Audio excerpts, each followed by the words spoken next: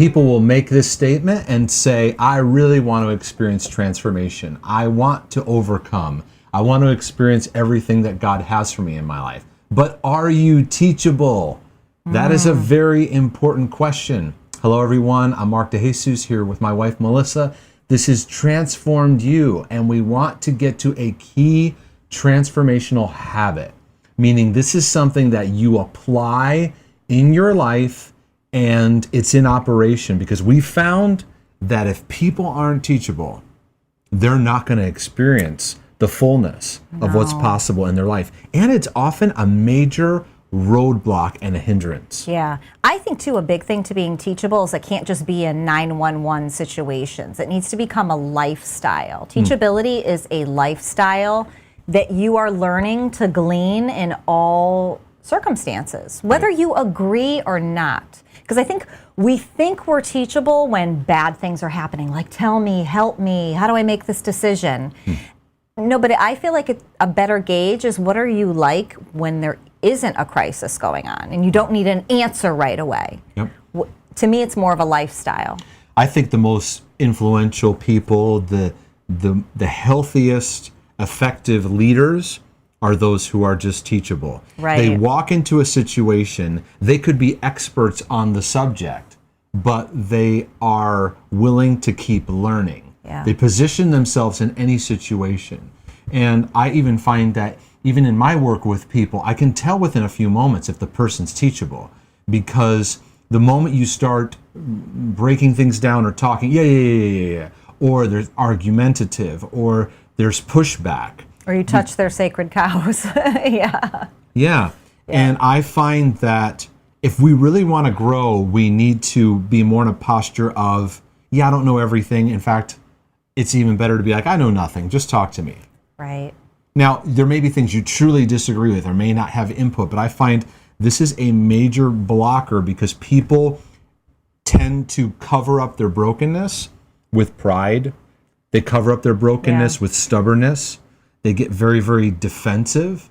And I found if you really want to experience change, there's kind of just two qualities that you need. One is hunger, and the other is teachability. Now, let me ask you this question. Can you teach those things? Can they be, or is it something that's already in a person? The only thing that... Do you know what I'm saying? Yeah. The hunger part maybe is the bigger question. So go ahead. The only thing that I find can produce it is it's either there because you just want change, so you're going to be hungry and teachable. So it's like whatever it takes and whatever I need to learn. Sometimes you can gain it because you've seen others model it. They've modeled it and you're like, wow, that person, when they walk into a room, you could be like, yeah, that person knows so much about finances, but when there's a conversation, they ask questions and they're still trying to be in a position of learning. Or that person knows about this. It's very difficult. We all know when somebody acts like a know-it-all. It's just very difficult to have a relationship with them, let alone try to bring the transformation that's needed. When you position yourself to go, no one can want this more than me, and I need to position myself to be teachable, you open yourself up to learn what you need to learn. And God brings the right people into your path or the right resources that you need. Right. Okay. Well, thanks. Yeah. So where did you learn? To be teachable? Yeah. Honestly, probably since I've been with you. And no, okay. Because I That's great. I made in my marriage. I made my statement about the crisis thing out of my own experience. I think I was only teachable in crisis moments. I didn't grow up, I'm going to blame my parents for this one. No, I didn't grow up in a very teachable atmosphere. I think there was a lot of pride in my home and in a lot of circumstances and people kind of holding their ground. There was not a lot of teachability. So then when I went through hard things in life, I didn't know how to make good decisions. I didn't do all that stuff. So it came out of 911 crisis things where I was like, just tell me what I need to do and I'll do it. So I don't know that I would say I was teachable. I think in watching you, in coming to a greater understanding of gratitude in my life, just a lot of things in my life, and looking at others and going, wow, I really respect that they understand that. When I started to, I think there's a big kind of culmination of it all, of like loving myself more, wanting to be better in certain things, wanting to learn, wanting to grow. That culmination came together more so when I've been with you. So that's why I say lovingly, our journey has brought out teachability in me. I really think. I felt like. So thank you. I felt like. Well, it's been us sharpening each other, sharpening together. I would say, yeah. I felt like I've always had a sense of hunger. There's just there. But I was not teachable to begin with. So I had crossroads interactions with leaders that were like, you got a lot to offer, but you got a really bad attitude. I had a small handful of leaders that had the guts to speak to me in that. And I let them, and I said, I need to change. Like they said to you, you had a bad attitude. Gotcha. Yeah. And you took it and received it and said, okay. Yeah. And that was a defining moment. If I could have been like, those guys are full of it, it would have changed my trajectory. It would not have allowed the open doors to happen that needed to happen in my life. Yeah. I will say about you, though, the one thing that made me fall in love with you. Oh, we're going to talk about falling in love. You really have an amazing hunger. Your mother is the exact same way. Loves to study, loves to take in information. Like that's one thing that you were really given that I have a good envy, like a good jealous, like it's an admirable quality, which I think made your transition into teachability so great. You do have a hunger to study and learn, which is very, I love that about you. The desire's got to be there. Yes, because a lot of people don't have the hunger. Right. They have, like I had, the 911 crisis stuff, which we get a lot of people like that. Just tell me what I got to do. How do I got to fix it? And it doesn't become a lifestyle. Yeah, that's showing there's not true desire and passion. Right. It's just panic. Right. Panic can create motivation, but it dies out. True motivation and long-term desire has to be from deep within. You have to have like a personal encounter with, what do I really want in life? What is it that I really want? That's good. And then when you decide that, if you develop whatever it takes, the WIT kind of mindset, I'll do whatever it takes.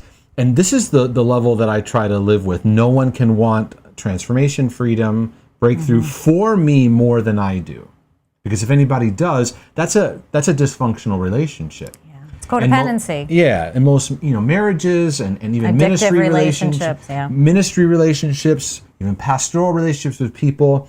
There's a person who tends to want it more, and then they try to invest more, and then they're burnt out. And at the end of the day, and this is something that I do when I work and do consulting and coaching with people, is even in my form, I put in there, do you have a whatever it takes attitude? Are you willing to purchase resources, go through seminars, whatever it takes to get through? Because if you have that, I nor any person in your life can prevent you from what's possible. I could be the biggest jerk and moron that you interact with in your life. I cannot get in the way if you have the true want to, passion, that is willing to do whatever. And most people will say, I'll do whatever it takes. Be careful, because God will shake up your world, and you will be challenged, and you will be humbled. And the humility, I find, ties the hunger to the teachability together. Because you'll go through some stuff where you're forced to humble yourself, because God will often bring people into your life that need to teach you things, and they're not in the package that you like. They're not like you, but they carry something that you need, and their presence may intimidate you. It'll poke at your jealousy issues. It'll poke at your insecurities. He's like, oh, I'm not going to learn from him. And you'll find, this is what people do. They find a way to disqualify somebody. No, I don't like the way he acts. Yeah. Or I don't like the way she does this. And it's a way that we dismiss somebody from ever being a voice into our life, when in reality, that person carries something that you need, but you're finding ways to dismiss them so you don't have to position yourself and humble yourself to hear from them. That's huge. That's really good. So I find, be aware of the people that God's going to use, because if you're really teachable, you're willing to stop and listen to what people have to say. Now, I've been a student my whole life of transformation, especially in the past 10 to 15 years. It's what I do. It's what I'm so passionate about. And I'm going to tell you what, if I sit down with you and we're going to have a discussion, I'm going to learn from you. Do you know that everybody that I coach, I actually walk away learning from that discussion things I didn't know. Right, even if it's about their occupation. You're great at asking those questions. Even if it's about their occupation, even if it's about what they came to get help from me from, in our interaction, there's another enhancement, because I never turn off the learning. And it's something that I want to encourage people that I see in a lot of circumstances. Yeah. You're not ready. There's a lot of people when they come or they're looking for help, you're just not ready. You have a crisis, you have a problem, but you're just not ready because you're not hungry, you haven't humbled yourself, and you're not really teachable.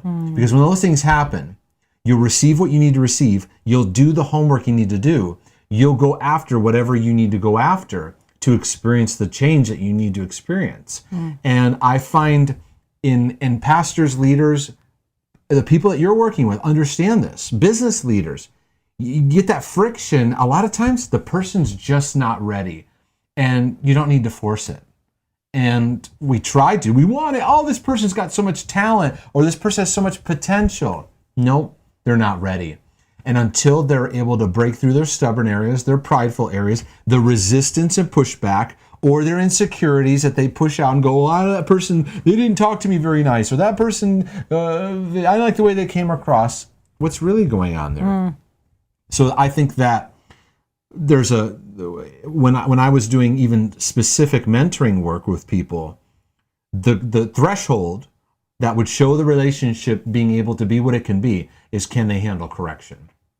If they could truly handle correction, and most people can't, we don't like it, we don't enjoy it. Right, it's because we were not disciplined properly as children. Let's be real. We don't have a real respect for authority, and we were not disciplined properly. Right, and we see correction as... And it's transitioning into your adulthood.